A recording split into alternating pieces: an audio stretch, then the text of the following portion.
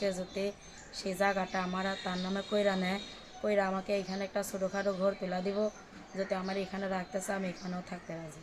আর সে যদি বলে না আমাদের ওইখানে নিয়ে যাবো তোমাকে, তাহলে আমি ওইখানেও চলে যেতে রাজি আছি।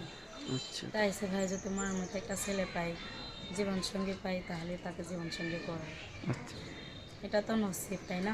ভিডিওতে আইসি ভাইয়ের ভিডিওতে যদি একটা ভালো মানুষ পাই, আর মনে করেন ভালো মানুষ তো আর এভাবে খুঁজলেই পাবো না, আমি তো আর 1 জেলার মানুষকেই দেখবো, আর 5 জেলার মানুষকে দেখতে পারবো না। তাই দেখা শুনা ভাইবা চিন্তা তারপরে বিয়ে শাদি করবো। 18 বছর চলতেছে, 18 বছর। প্রস্তাব দিয়েছে, কিন্তু এভাবে বিয়ে শাদি বসি নেই ভাই, বসি নাই। 3 মানুষ, বাবা মা নাই, ছোটোবেলা থেকে বড় হয়েছি খালার কাছে।